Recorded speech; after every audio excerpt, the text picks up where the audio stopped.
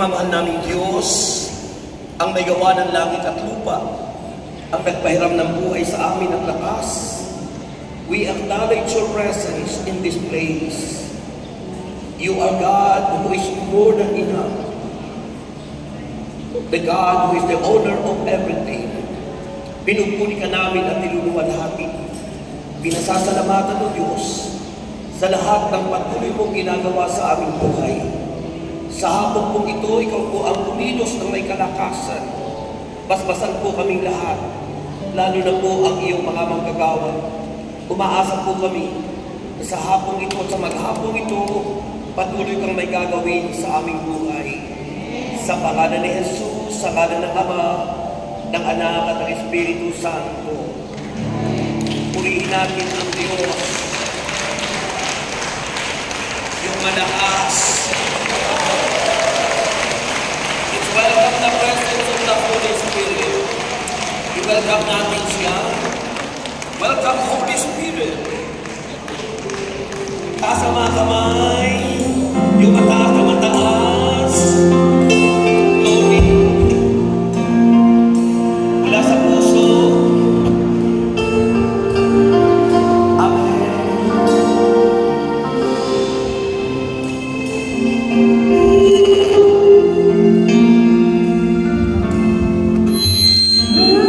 Holy Spirit, we are in your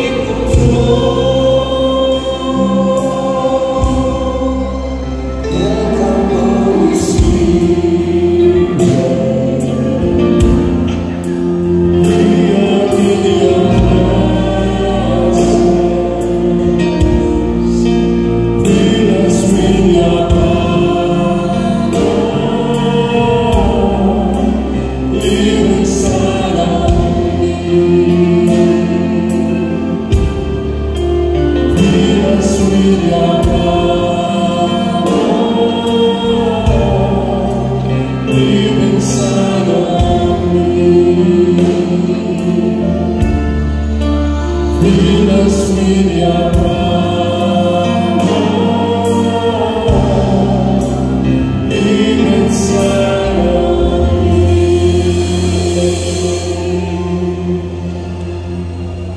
Getting together, growing stronger. Sabihin nyo nga. Kahina. Getting together, growing stronger. Nakunawaan po ba natin ito? Ha? Sabihin nyo, hindi po kasi English. Ano ang intindi po natin? Sabi po ng Ecclesiastes, chapter 4, verse 9 to 12, two are better than one, because they have a good return to their work. If one falls down, his friend can help him up. But pity the man who falls and has no one to help him up. Also, if two lie down together, they will keep warm. But how can one keep warm alone? Though one may be overpowered, two can defend themselves. A cord of 3 strands is not quickly broken. Sabi po sa wikang Pilipino, ito ang sinasabi, ang dalawa ay mabuti kaysa isa man. Mas marami ang bunga ng anumang gagawin nila. Kapag nabuwal ang isa, maitatayo siya ng kanyang kasama. Kawawa ang nag-iisa.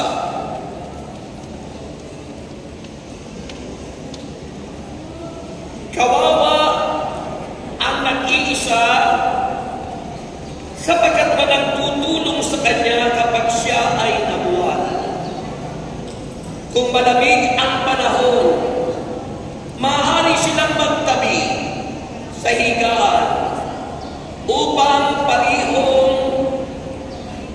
mainitan. Ngunit saan siya kukuha ng init kung nag-iisa siya?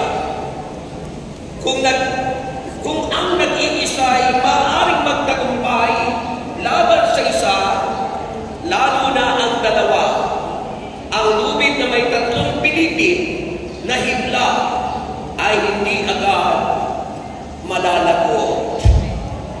Purihin, palakpakan ang Diyos. Ganyan lang makalakas yan. Magandang hapon po o magandang umaga. Magandang umaga. Magandang umaga. Lahat ng sumagot, answer prayer na taas at kamay at dahan-dahang tumubo. Dahan-dahan. Sabay palakpak at malakas na sigaw. Welcome, Holy Spirit. Take over in my heart. Nagulat ako sapagkat I expect na puno na ito, pero nadagda natin kayo lang yun. Okay? Pero sabi ng Bible, ipagpasalamat natin sa Diyos kung ano yung dumating. Sapagkat kayong lahat na dumating, tiyak na pagpapalain ng Diyos. Amen? Kasi yung mga lingkod ng Diyos na masisipag, na hindi iniintindi yung pagod at hirap, yan ang higit na pagpapalain ng Panginoon. Pero yung mga lingkod na nag-iisip ng mga negatibo, nako, delikado po yun. Yan yung madalas na i-stroke kasi maraming iniisip. At nag-iisip kayo ng marami na negatibo, darating na madidepress kayo, at ang tawag doon sa sakit niyo ay depression, kung hindi mapagkatulog. Kapag ano ng sakit ng tao, parang may kiyang na naiiba, paiba-iba ang sakit. Ganun po ang may depression. Iba-iba. Parang may doon na pag-iba-iba ang sound. Minsan tumitinig, minsan ganun po yung may depression. Pero yung mga tao na walang iniisip na negatibo, yan ang laging sinasamahan ng Panginoon. Grabe yung inyong malakpak sa Panginoon. Pag-usapan po natin ang word fellowship. Sabihin yung fellowship. Fellowship in Christian service. Sabihin yung fellowship in Christian service. Pag sinabing service, yung paglilingkod. Pag sinabing service, yung ministeryo. At pag sinabing fellowship, yung nagkakaisa. Yung sama-sama. Fellowship, sama-sama.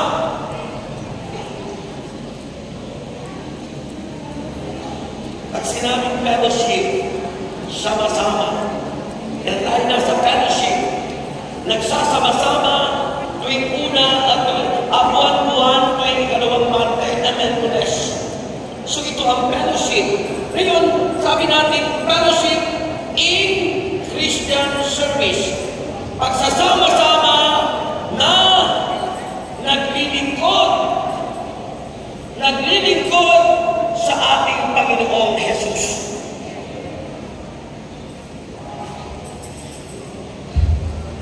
Amen.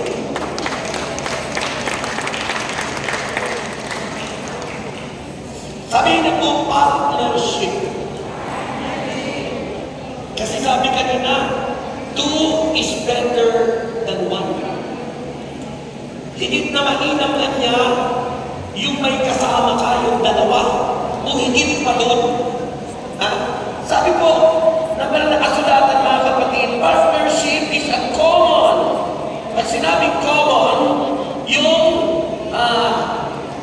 humingiram natin. Common madalas, yan. Partnership is a common enterprise. Pag sa business, yung word na enterprise, iba ang ibig sabihin. Pero pag sa spiritual, enterprise is means zeal. Sabi niyo, zeal. Z-E-A-L. Zeal. Ano ang ibig sabihin ng zeal? Yung kasikasigan, yung masikasik, yung enthusiastic, yung hindi ka papatay-patay, yung hindi ka lupay-pay, yung kahit ang edad mo'y mag-80 anyos ka na, pero nandiyan pa rin yung zeal of the Holy Spirit. Kasikasigan, masikasik sa kabila ng maraming problema. Yun yung sinabing partnership is a common enterprise. Sa paglilingkod, kailangan po yung kasikasigan. Pag hindi masigasig ang mga naglilingkod, ang patay-patay, patay din ang ministeryo. Diba? Pero kung masigasig ang mga servant of God, hindi patay ang ministeryo. Buhay ang ministeryo. Lalo na kapag buhay ang ministeryo, ibig sabihin, buhay ang sinasamba nyo. At kung buhay ka, buhay ang pagsamba mo sa Panginoon. Kapag buhay ang pagsamba, it's the result of your zeal. Yun ay bunga ng iyong zeal o yung kasigasigan na dulot ng Espiritu Santo.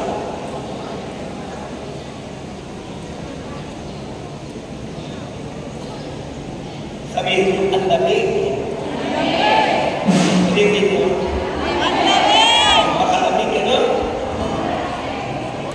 Sabihin mo, ang lamig. Ang lamig. O ano ang yung sinasabi, tiniisip nyo na mangyayari. Kaya sa oras na ito, isipin nyo malamig. Ayaw na lang lalamig na yan. Mag-isip ka nyo ngayon ay malamig. Sabihin mo malamig. Ang simoy ng langit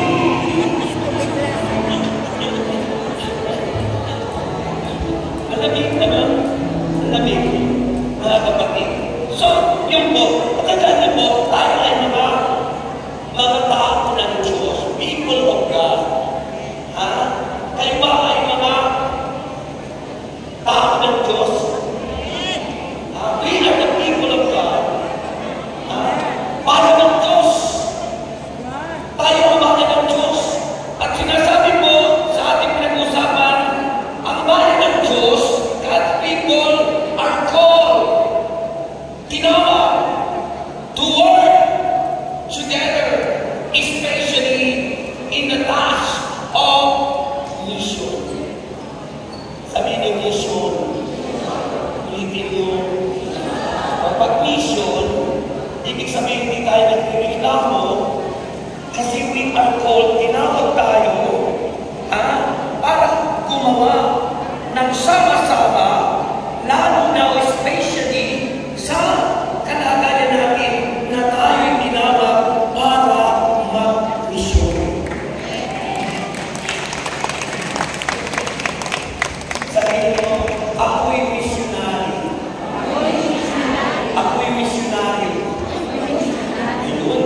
Kaya tayong lahat, not only the preachers, but all workers, we are a missionary. Amen? At pag missionary, gumagawa, kumikilos ng sama-sama, hindi nagkakanya-kanya. Sama-sama. Hindi pwede, kayo na lang dyan, malayo yung lugar na yun. Kayo na lang. Yung pag-iisip na gano'n, kung pwede natin sabihin, kasi nag-aaral kami ng diploma certificate sa College of Divine Wisdom at napag-usapan namin doon yung word na evil. Sabihin niyo, evil. Magkaiba yung evil sa devil. Sabihin niyo, devil.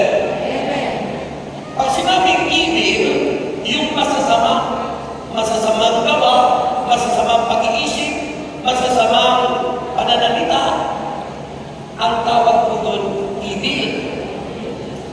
Pag sinabing devil, yun yung nag-uudyos sa iyo para gumawa ka ng masama. The devil is the devil's spirit sa pangunguna ni Satanas. Ngayon, bakit nagkakaroon ng evil sa isip at puso ng tao? Because in the absence of good, kapag wala yung kabutihan sa iyo, remember, no one is good, only God is good. Ibig sabihin, kung wala yung Diyos sa iyo, may evil tayo. May evil. Kaya pag may evil, ang bukamibig mo, kayo na lang dyan. Hindi ko kaya yan. Kayo na lang, manalo kasi. Hindi na ako pupunta sa kanan lang. Pag ano ng word, may evil. Kayo ba, may evil?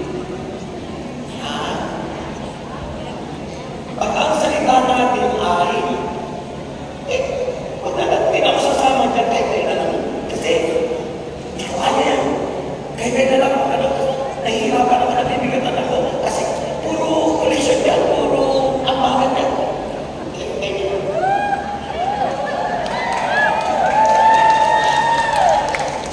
That is a prompting of the devil. Kuya, kalipas ko sa sinasabi sa Ecclesiastes. Kailangan nagkakaisa lang. Pag iba yung iniisip mo sa gusto ng ministeryo, abay may evil. Because evil is in the absence of good. And no one is good, only God. Ibig sabihin, wala sa isip at puso natin ang Diyos ang papasok doon. Masasamang pag-iisip, masasamang gawa, masasamang salita na ang tawag dyan ay evil. Purihin ang Diyos na buhay. Kaya, isipin nyo na para huwag kayong pasukan ng evil. Huwag niyong hahayaang empty ang inyong mind and heart. Always invite God in the presence of the Holy Spirit in your life. Imbitahin mo lagi ang Espiritu Santo para hindi ka magsalita ng evil. Purihin si Jesus. Kaya kahit sa pamilya nyo, kung iba yung sinasalita ng kasama mo, ng asawa mo, anak mo, alam mo na, may evil. Okay? Okay? Ha? So, pag nalaman natin kasi may evil, Alam mo na yung focus ng iyong prayer. Alam mo na yung gagawin mo. You can cast out demon spirit. And once na kinast out mo ang demon spirit, the power of your prayer, that in the name of Jesus, you can cast out demon spirit. In the name of Jesus Christ, you can cast out the demon. In the name of Jesus Christ, you can cast out sickness and pain. Woo!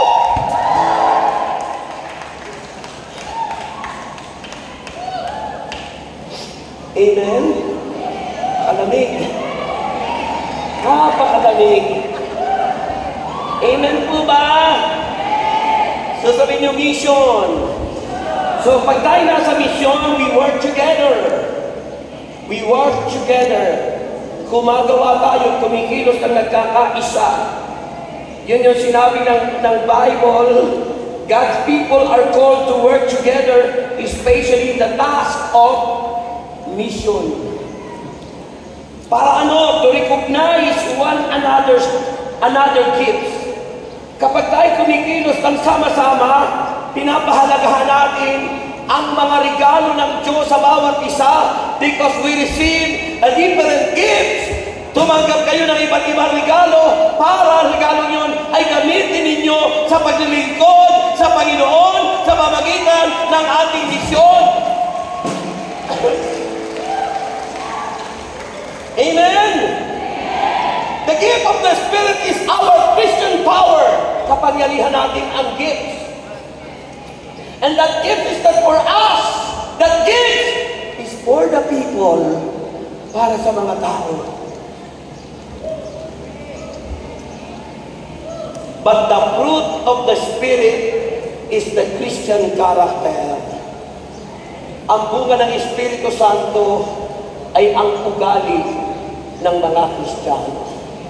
Kaya nga makikilala ng tao kung ano ang puno sa pamamagitan ng bunga. The fruit of the Spirit. Makikilala kung kayo ay kay Kristo. Makikilala kayo ay kay Kristo. Dahil sabi ni Kristo, ako ang puno, kayo ang mga sanga. Kung si Kristo yung puno, makikita sa bawat isa ang bunga ng Espiritu Santo sa kanyang buhay. Kung ang makita sa iyo, hindi bunga ng Espiritu Santo, kundi bunganga. Mga Kristiyanong bungangera. Ang mga Kristiyano hindi bungangera. Ang mga Kristiyano, humble yan. Ang mga Kristiyanong totoo, mapagkumbaba yan. Ang mga mapagkumbaba, tahimik lang yan. Ang mga mapagkumbaba, tahimik, hindi nakikipaglaban, hindi nakapagsasalita, hindi nakipagdidibati. Ang mga humble, they humble themselves in front of God, nagpapakumbaba hanggang kamatayan. Oo, hanggang kamatayan ni Kristo sa krus, ipinapababa niya ang sarili. And to be humble is to recognize Jesus in your life. To be humble is to recognize the Holy Spirit in your life because the Holy Spirit is the sanctifier. Ang nagpapabanal sa tao ay ang Espiritu Santo.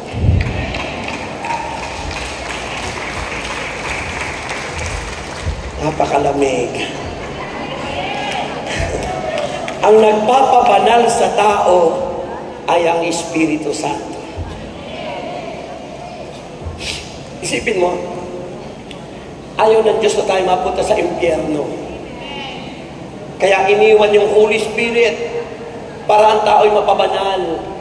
Dahil ang langit na pupuntahan natin ay lugar ng kabanalan. At walang makapapasok doon na hangal. Sa langit ay lugar ng mga taong nagbithing banal. Hanggang kamatayan ay nagsisikap na maging banal. Magpakailanman ikaw pa rin,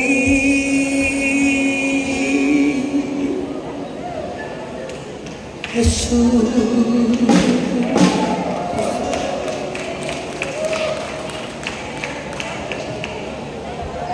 Pag ang hindi nagbithi ng kabanalan, yung init na yan para sa'yo. Tinitest ka na doon sa pupuntahan mo.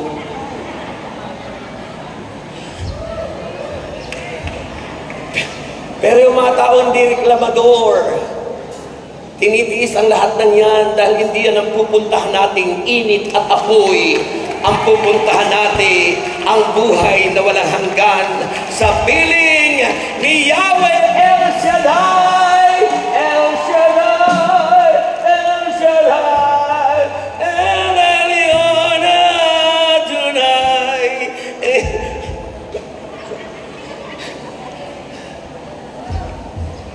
Sabi nung napakinggan ko sa isang radio station, sa isang FM radio, sabi nung DJ, yung nag-a-announce, sabi niya, napakainit. Bukang bibig init. Nung naman nag-jogging ako nung isang Friday kay Brother Mike, sabi niya, Brother Rex, bakit umiinit? Kasi bukang bibig ng tao mainit. Kung ano sabihin nyo, mangyayari sa inyo. Dahil bukang bibig yan. Ha? Sabi doon sa isang radio station, bakit hindi umuulan? Kailan umuulan? Sabi ng kasama niya, pagsama-samahin lahat ng sintunado, umawi para umulan.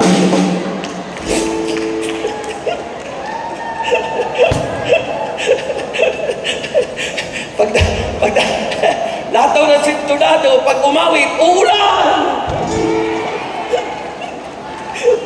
Tapos sabi nung isa, ha? Sobrang init. Sabi naman nung kasama niya, doon sa radio, sabi niya, kasi, tinitesting na tayo kung saan tayo pupunta. So, silang dalawa umaamin na ang pupuntahan nila yung impyerno. Ha? Tayo, ang makabibig natin ang lamig, ang sarap, sabagat ang pupuntahan natin ang pangako ng Diyos, ang buhay na hahantong sa langit. Purihin si Jesus. Sino gusto sa langit? Ang hina.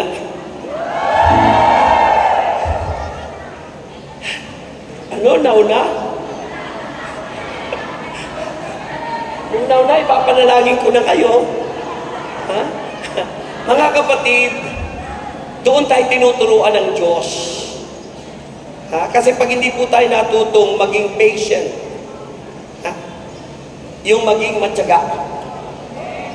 Pag ang tao hindi matyaga, hindi malago ang kanyang katyagaan o patience. Walang pasensya. Ha? Walang katyagaan. Pag ang tao walang katyagaan, hindi ka makararating sa iyong maruroonan. Pag ang tao walang tiyaga, walang success. Pag ang tao walang tiyaga, hindi ka magtatagumpay. Pero kapag tayo nagsisika sa katyaga at marating ang ating hinaharap, magaganap sa iyo ang hinihingi mo sa Panginoon. Amen! O, tinan mo, ang lamig. Napakalamig. Purihin ng Diyos. Kaya mga kapatid, dito ang tingin. Dito ang tingin. So, ano ang sabi po ng pananaaklat? Sabi po rito, fellowship in a mission. Pag tayo nasa mission, mahalaga yung partnership. Yung may kasama. Yung may katuwang. Kaya nga po sa ating ministry, hindi humahayo ng isa lang. May kapartner. Sa inyo, mayroon kayong mga kasama sa inyong mga bikarya. Sapagkat ang misyon, sabi ron sa Ecclesiastes, higit na mabisa o nararapat yung mayroong kang kasama. Pag daw kayo'y ginaw at nilamig, pwede kayong magtabi. Kundi ba sabi rito? Sabi rito, huwag lang kayong gagawa ng hindi tama. Baka mamaya, nagkakakap na nga kayo, iba naman yung iniisip nyo. Parehas kayong babae, parehas kayong lalaki. Iba na ngayon ang panahon. Diba? Sabi rito, ngunit saan siya kukuha ng init kung nag-iisa siya? Kung ang nag-iisa ay maaaring magtagumpay laban sa isa, lalo na ang dalawa. Lalo na ang dalawa. At ang lubid na may tatlong pilipit na hibla ay hindi agad malalagot. Matibay. Ibig sabihin, no man is an island. Walang taong pwedeng mag-isa. Because kapag nag-iisa ang tao, you cannot say, I love you, I love you. Sino sinasabihan mo ng I love you? You cannot express love if you are one. Kung ikay nag-iisa. That's why, ano ang sabi ng idiomatic expression, no man is an island. Walang taong po pwedeng mag-isa sapagkat mahalaga yung ikay may kasama, lalo na sa paglilingkod sa Diyos. Grabe yung palakpak niya sa Diyos. Grabe talaga yung palakpak niya sa Diyos. Grabe talaga. Tingnan ko muna yung baka magpasta ako sa oras. Yan. 10:15. Yan. Kasi magre-reserve ako ng oras kasi para sa ating meeting. Hanggang 11:45. Ayan, tama. Meron pa tayo pag-meeting. Okay. So, mahalaga po yung partnership. At ang nakakalungkot dito minsan, may kapartner ka, hindi kayo magkasundo. Pag sinabi kayo magkapartner, hindi kayo magkasundo, may ibig ang isa sa inyo. Hindi kayo isa ng espiritu. Kasi kung parehas ang espiritu ninyo, kung parehas masama ang espiritu nasa sa inyo, magkakaisa kayong gumawa ng masama. Pero isang espiritu nasa inyo, ang banal na Espiritu Santo, mabuting nagkakaisa kayo na gumagawa at naglilingkod ng tama ayon sa nais ng Diyos.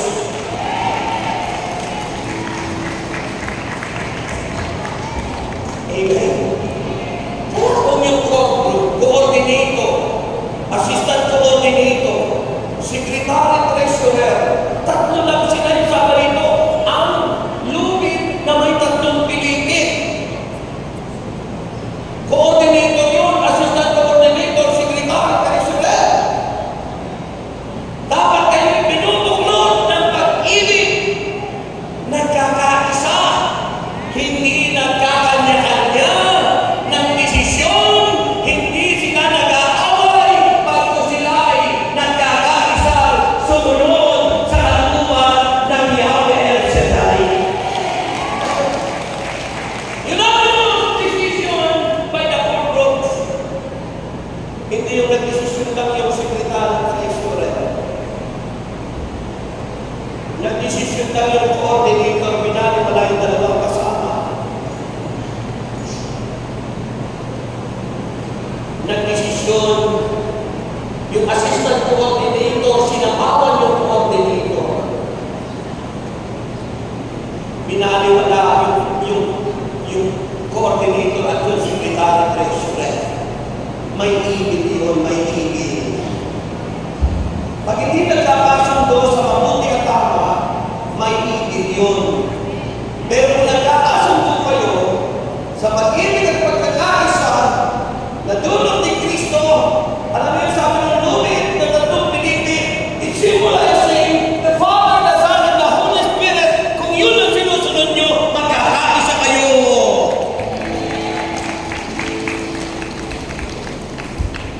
Ikalimitan nyo yun.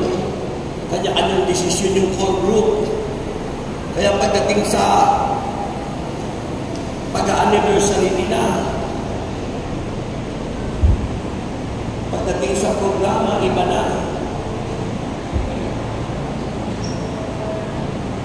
Kasi yung pala desisyon lang yung isa, hindi pinagkasunduan. At hindi humingi ng advice sa kanilang disciple na naka-assign sa kanilang bikaryato. Sila na lang ang nagdidesisyon. Sila na lang yung nag-iisip. Wala nang pakialam yung iba. dahil ang gusto niya yung kanya ang masunod. Hindi ganon. Kapag ganon ang nangyayari, may ibig. May ibig. At yung ibig ay gawa ng devil. At yung devil ay tuwang-tuwa kapag kayo'y natangay niya. Dahil ang sinunod nyo'y yung ibig. Sa halip na sundin nyo ay ang ating Diyos na si Yahweh El Shaddai. Amen?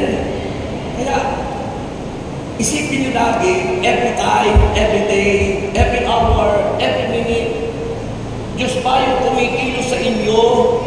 O ang devil ba na ang resulta ay ibig sa buhay mo? Dahil kung Diyos ang kumikilos sa atin, ang nangyayari sa buhay natin is good and not bad. Makikita ang resulta. Ang puno ay nakikilala sa bunga, hindi sa bunganga. Nakikilala ang mangga sa bunga, hindi santol ang bunga ng mangga.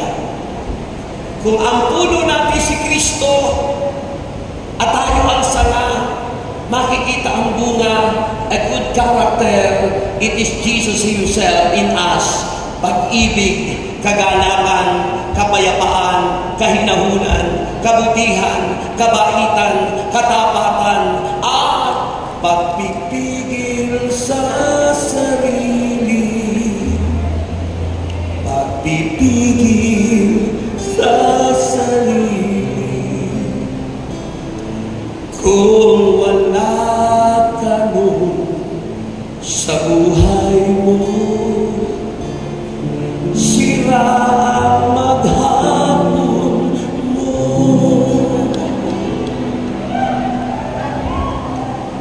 Diba?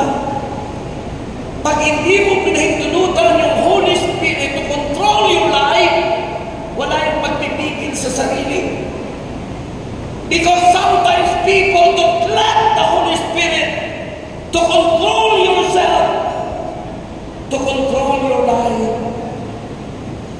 Ano sa Isaiah sabihin mo? Lord, you are my King. Lord, you are my Savior.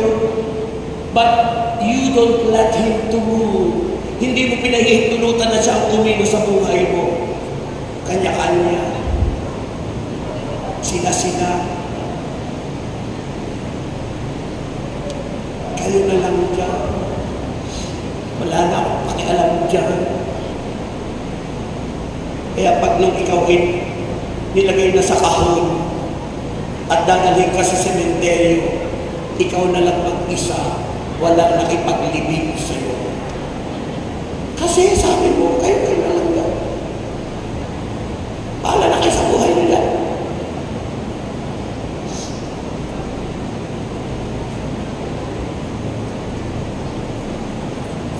Diba? Kaya na nakikita yung result ng mission natin. At the end of the day, at sinabi mo, sa araw na yun, pupunta ka na doon. Pero nung pumunta ka na doon, wala kang kasama. Yun lang service na mayroong tugtog ka pa rin. Mag-isa ka lang naman. Sabi ng mga tao, kawawa naman yung nililibing na yan. Wala man lang nakikiramay. Sino ba yan? Oy, si sister. Mag-iisa na bata. Mag-iisa tayo member. Bakit mag-isa lang yan? Ayun pala doon makikita yung karakter natin. Yung paikisama natin. Pagpatay ka na, wala nang makikiramay sa iyo kasi nabulgar na yung iyong ugali. Bumangera ka pa na. So, bunga.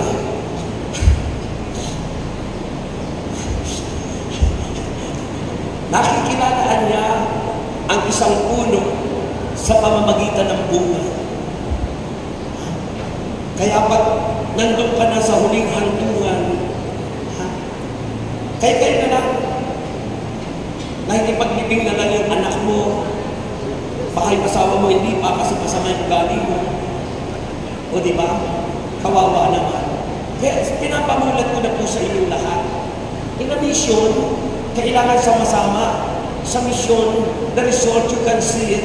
Makikita mo at the end of the day, at the end of your time, at the end of your life, makikita mo ang result ng iyong magandang ginawa. Sasabihin sa iyo ng mga tao, naku, sayang naman, bakit po si ganito pa ang kinuha? Samantalang dami naman dyan na masamang tao. Bakit po si Nanay Abusman? Bakit si Nanay ganito? Bakit niya tao niyan? Bakit siya pa ang nauna? Bakit di pa sa ganito ang naunang namatay? Bakit di pa sa ganito? Bakit?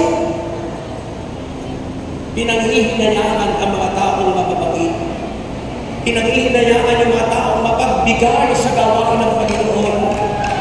Pinanghihinayaan yung mga taong nagpursigi at nagsikap para maraming maakay na kaluluwa at tao sa gawain ng Panginoon.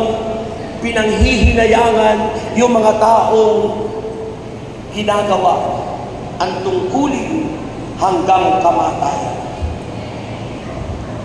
Pero yung mga tao hindi iniisip yung misyon. Ha?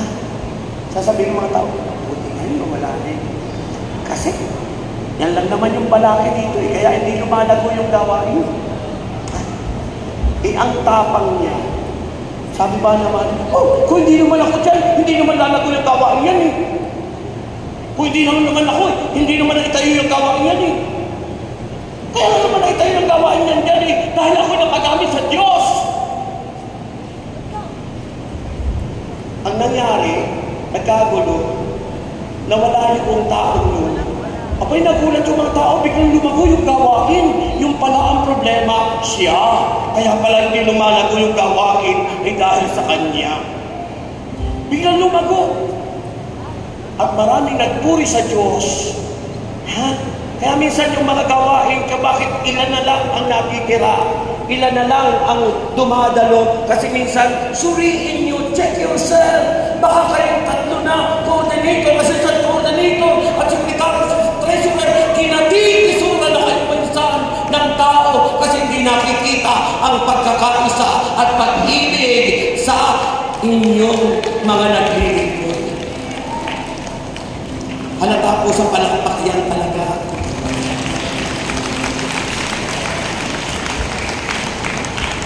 Huwag po kayong pahalata, pumalakpak na rin kayo para at least hindi po kayo halata na kayo yung toxic doon sa gawain ng Panginoon. Kasi marami po kayong toxic sa gawain ng Diyos. Ha? Yung mga marites. Ha? Yung mga marites, toxic po yun. Yung mga nagbabalita ng masama, ha? Hindi nila iniisip yung effect of the word in a natural world. Ano yung epekto ng mga salita sa natural world? Nasisira. Hindi pinanghahawakan yung mission. Ano yung mission? Nagkakaisang gumagawa dahil sila'y tinawag ng Diyos, nagkakaisang kumikilos sa tungkuling iniatang sa kanila ng Diyos. Nagkakaisa. Sabihin mo nga, laksan niyo po. Ayan. Pag kayo po may toxic sa inyong chapter, prayer group o wala namang iba kayong gagawin kundi manalangin. Panalangin niyo, Lord, ano po bang dapat gawin dito sa anong gawain ito? Bubulungin ka po sa inyo. Yung devil, marinig nyo din sa parting kaliwa. Sasabihin ng devil, ano gusto mo? Patayin ko na siya.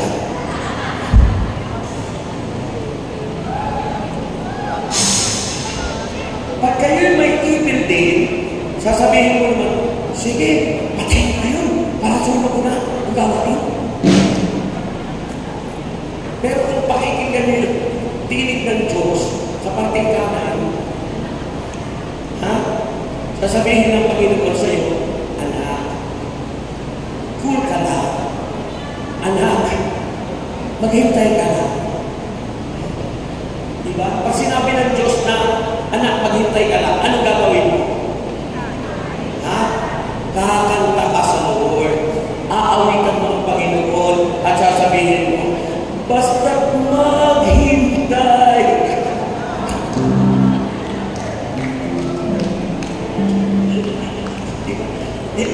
Yung iba kasi hindi maghintay. Ha? Nagpapadali, gusto mag-resign. Gusto mag-resign, ayaw na maglingkod. Isip ba tumawag sa inyo? Si Lord, hindi kayo magsabi na kayo mag-resign na. Sabihin mo, Lord, ako ayaw na mag-resign na ako. Sasabihin sa'yo ng Panginoon, marinig mo, anak, halika na, kukunin na kita.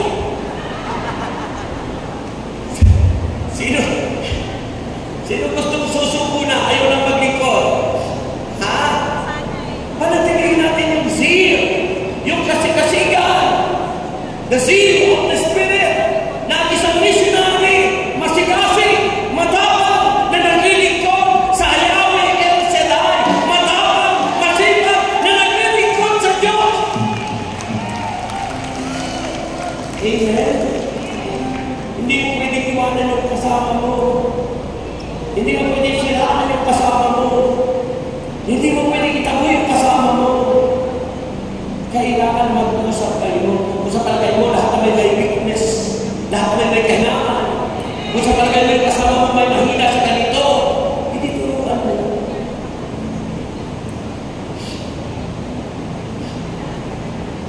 Turuan mo. Halimbawa yung kasama mo, chismosa, sinisiraan ka, hindi mo totoo. Tapos ang gawa mo, magkakalit ka lang. Hindi ka dapat magalit kung hindi naman totoo. Hindi naman totoo yung sinasabi sa iba ka magkagalit. Pag nagalit ka, kinti ka, totoo pala yun. Kaya ang mangyayari, remember the word of the devil. Lahat na yan ay gawa ng demonyo. Bakit? Galit ang demonyo sa mga taong taglay ang kanyang kaaway. Si Kristo kapag nasa atin, galit sa atin ang demonyo. Dahil ang kaaway ng demonyo ay si Jesus. At tayo magkatay kay Kristo siya, tayo ang binabalingan niya. Pero tandaan niyo ang panghawakan natin. Sabi ng 1 John chapter 4, verse 4. Higit na makapangyarihan si Kristo na aking tinanggap sa puso ko kaysa kay Satanas na nandinig lang sa iyo. Greater is Jesus who is in us than he Satan who is in the world. Amen! Amen! Amen! Amen! Lahat ng amen, tiyak may bonus kay Lord. Amen. So yun po ang napakahalaga. Huwag niyong iiwanan ang inyong kasama. Huwag niyong sisiraan ang kasama niyo. Huwag niyong titismiss ang kasama niyo. Kung may napapansin kang hindi maganda, mag-usap kayo. Pag-usapan niyo. At pag nag-usap kayo at tumaas ang kalooban niya, nagsalita na kung ano-ano, may evil yun. Kung mo malalaman kung sino may evil sa inyo, kapag nagsuntukan at nagsagutan kayo, parehas kayo may evil. Purihin ang Panginoon. Kasi kung ang taong may Kristo, inaaway na, nagpapakumbaba ka. Ang taong pinag-aharian ng Diyos, sinisiraan ka na, wala kang kibo. Siraan ka man, tanggalin mo yung kakuman mo. Hindi ka magre-react. Dahil alam mo, hindi naman totoo. Alam mo, hindi naman ikaw yung sinisiraan nun eh. Dahil naninira yung diablo, yung ibig. Ginagamit lang yung tao, yung kasama mo. Kaya ang nangyayari doon, pagdating ng panahon at ikaw ay pinatunan mo yung diablo, parehas kayo ng ibig. Kaya ano ang gagawin ng isang missionary? dumaan man ng pagsubok, dumaan man ng maraming sitwasyon na palagay mo hindi mo na kaya, wala kang ibang gagawin. Lumuhod ka, tumawag ka kay El Shaddai, sasamahan ka niya.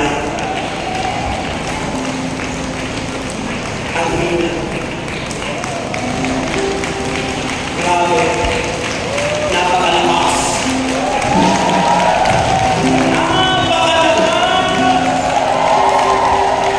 Amen! Amen!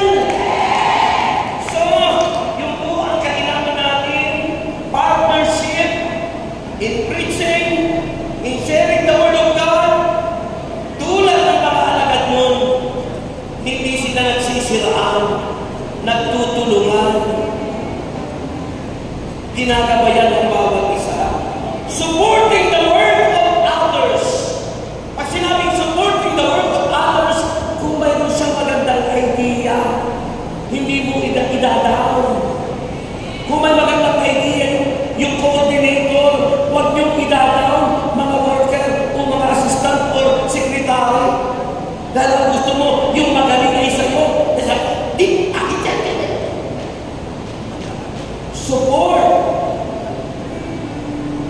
one another. Supportahan niyo. Supporting the Word of others, sabi ng Acts chapter 14 verse 26. Hindi lang ito yung gawain ng Diyos kung walang suporta sa isa't isa. Lumalago yung gawain ng Diyos kasi yung sabi ng two is better than one. Bakit? Sa pag-iisip lang eh. Kaya kami tinawag na brainstorming, sabihin niyo. Ulitin niyo. Ulitin niyo. Brain, utak, brain, storming. Ibig sabihin, yung nagsasama-samang nag-iisip, pinagpaparuhan ang lahat. Hindi isa lang ang nag-iisip. Kaya nga sinabi na sa Ecclesiastes, chapter 4, verse 9. Mas mabisa ang dalawa o higit sa dalawa kaysa nag-iisa ka. Pagdating ng problema, may kaagapay ka. Pagdating ng pagsubok, may kaagapay ka. Pagdating ng nililinaw ka, may kaakap ka. At pag nabual ka, may magbabago sa'yo. Amen? Amen? Support. Nakakalungkot minsan. Pagdating ko sa mahalaga mo. Pagdating yung programa, anniversary, bakit ganun yung program? Tinanong ko yung isa, kasi si ganito na naman yung nag-isip niya eh.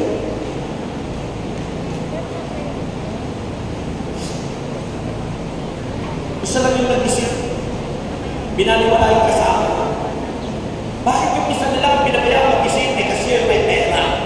Siya yung kumagastos lahat. Pinambaya na, pinahiran yung kapangyarihan ng pera. The power of money sa halip, the power of the Holy Spirit. Ganun minsan sa gawain ng Diyos, kung sino yung mapera, yun ang nagiging bossing sa gawain. Kung sino yung walang pera, masipag naman, siya ang tinatawag. Yes, mahal ka yung pera. Dahil ang ministry ni Cristo, nangailangan din ang pera. Kaya marami mga babae sumunod sa kanya para suportahan ang ministry ng Panginoon. Pero kung itutumilig naman ang mga tao ng pera, ang gawain ng Panginoon sa demonyo yan.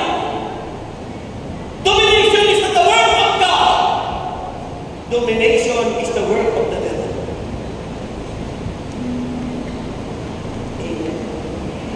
Kasi pakikilog sila ng pera, sunod-sunod ka, niluhod ka sa pera. Nagiging idol. Amen. Amen. Purihin ang Diyos.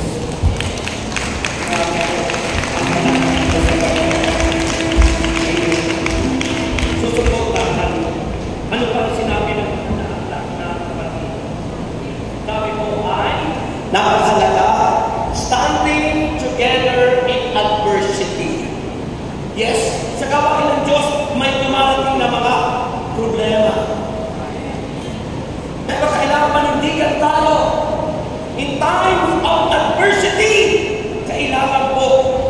na tayo magsusuko. Huwag tayong bibitaw. Humawa ka. Ganun awitin na yun, ano? Yung humawa ka sa Panginoon, ano yung anikap na yun? Ha? Huwag kang bibitaw. Ano yung kanta yun? Hindi yan talaga kinikiligwan. Ano yung kanta yun?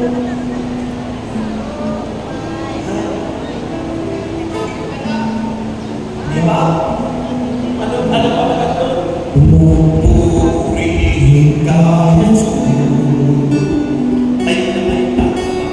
Sasamahin ka Panginoon. Ang taas ulog-hatiin ka ngayon at magpapasuot ang lupain. Wala akong iba sasambahin, ikaw lamang sapat na sa akin. Hawakan ko, pag-hawakan ko, pag-hawakan sa akin. Panalig ka lang, kumapit ka lang sa kanyang mga kamay. Kay pagkakit ka, magliliwan muli, hindi mawawin sa iyong buhay, pag-asa'y hindi.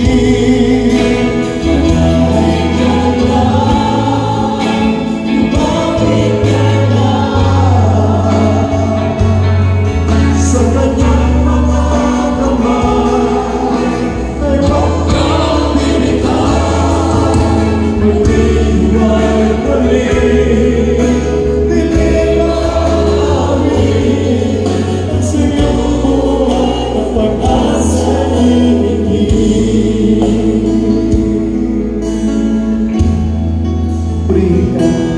Okay. Okay, mga kapatid. Upo muna uli kayo. Sabi po ng banal na aklat in Hebrews chapter 10 verses 32. Makinig po kayo. Alalahanin ninyo ang mga araw na nagdaan kung paano kayo'y nagtiis ng matinding hirap matapos na kayo'y maliwanagan. Ngunit hindi kayo nagpadaig. Kung minsan kayo ang iniinsulto at pinaparatangan sa harap ng madla, kung minsan naman kayo ang umaalalay sa mga kasamahan ninyo na pinahihirapan ng gayon. Sabi roon, dinadamayan ninyo ang mga nakabilanggo at hindi kayo nalungkot nang kayo'y agawan ng ari-arian, sapagkat alam ninyong higit na mabuti at mananatili ang kayamanang nakalaan sa inyo. Purihin ang Diyos. Higit po yung kayamanang inilaan sa atin ng Diyos. Higit po. At alin yung kayamanan yung pinangako ng Diyos. Kaya nga, sinasabi po natin sa inyong lahat, mga workers, sabi ron, standing together in adversity.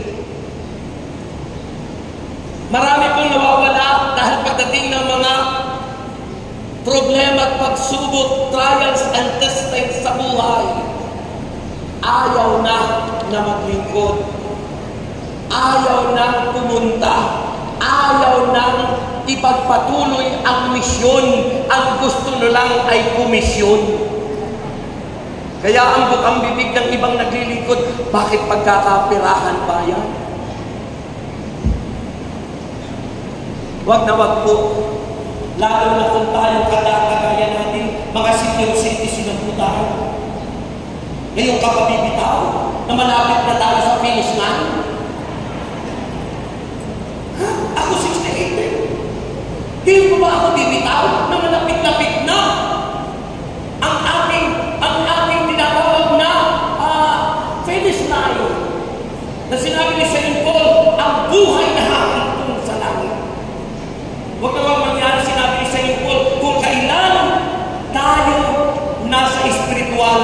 saan naman tayo nagiging makasanlibutan?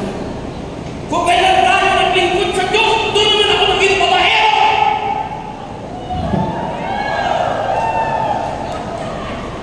Kung kailan ako naglingkod sa Diyos, saan naman ako naging drug-addict o saan naman ako naging kasingkero? Kung kailan ako naglingkod sa Diyos, doon naman ako naging lulong sa bisyo at naging lulong sa mga sugal at kung ano-anong ng mundo. Di ba sila gano'n? Ha? Nagpuri ng puri, praise the Lord, hallelujah, puri na yan! Pero hindi naman nakikita sa bunga. Natitisod ang marami. Depression of the anointing of the Spirit. Bumabagsak, bumababa. Unless we maintain dapat ang highest level of anointing. Halata sa palakpak yan. Halata sa palakpak yan. Halata sa palakpak yan. Fellowship in different gifts. Lahat ay binigyan ng regalo ng Panginoon. And fellowship in different gifts are combined for effective service. Kaya tayo binigyan ng kanya-kanyang regalo para maging epektibo tayo sa isang ministeryo ito. Hindi ko pwede kitahon na ang gift mo ay healing. Nothing more than healing. Trying to forget my healing. Kailangan. We recognize everyone. You have the gift of faith. You have the gift of power. You have the gift of miracle. You have the gift of something good for the Lord. Para lumago, umunlad ang iglesia at makasama tayo sa pangako niya ang buhay lahat ko sa langit. Minsan kasi nagsisiraan. Uy, sa demonyo yan! Hindi yan sa Espiritu Santo! Sino ka maghuhusga na sa demonyo yung pagsasalita sa ibang wika? Nasa Biblia yun. The gift of tongues is the language of the Spirit. The gift of tongues is nakikipag-usap ka sa Diyos. Tapos sasabihin mo, sa demonyo yan. Huwag kayo maganyan, sa demonyo yan. Salamat sa mga choir, yung hindi lahat yung mga choir na nag-gift of tongues, ibig sabihin, you are filled with the Holy Spirit. Speaking in tongues, praising in tongues is the initial manifestation that the Spirit of God is in you.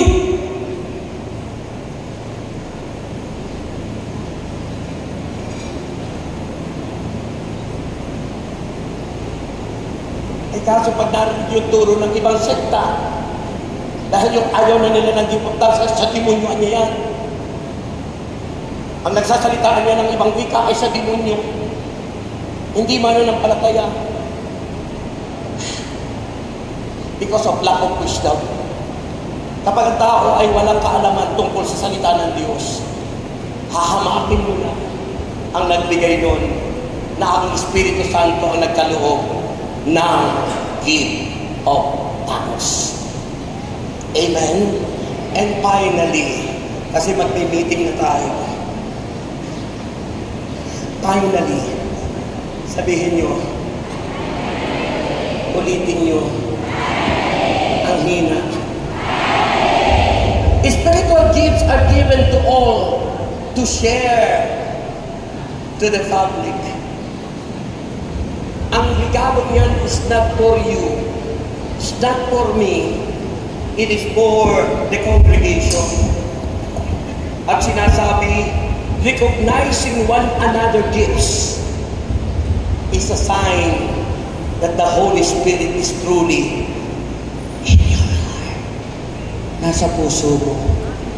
Pero kung hindi mo nire-recognize yung gifts o regalo ng iba sa iyo, nagbabangayan kayo, nagpapasikatan kayo, Nag-aaway-away kayo. Charismatic kami ganito. Couples kami, ganito kami ganito. Tugtugan nyo na lang.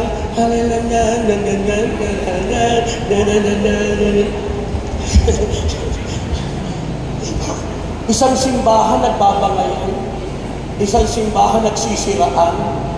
We are the body of Christ, and the head of the church is Jesus. The invisible head of the church is Jesus Christ.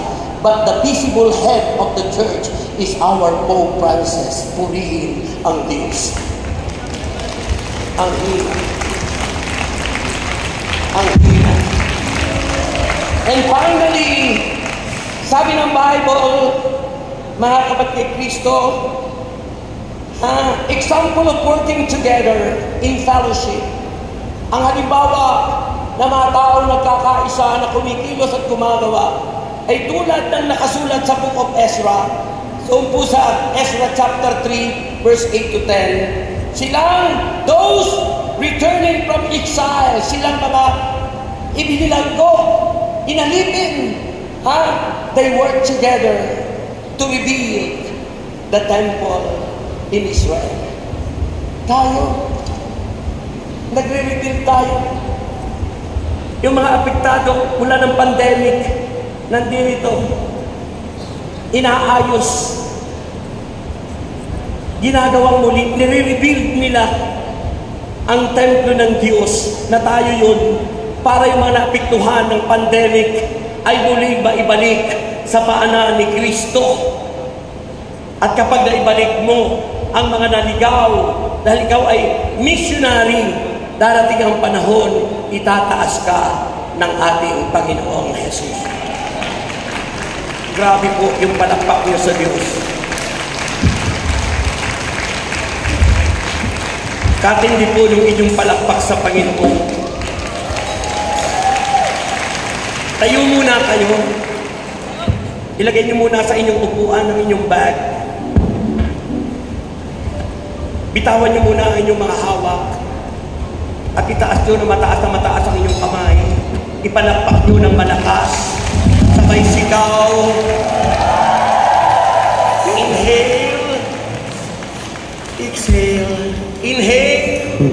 Exhale. Inhale. Exhale. At ating ipalakpak ng malakas ang ating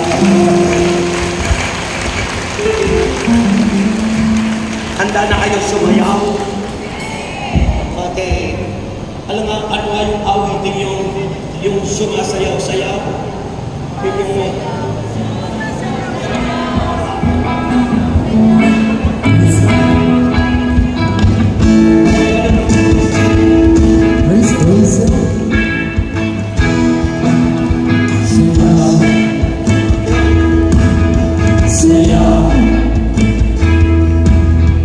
Sumasayaw, sayaw, sayaw,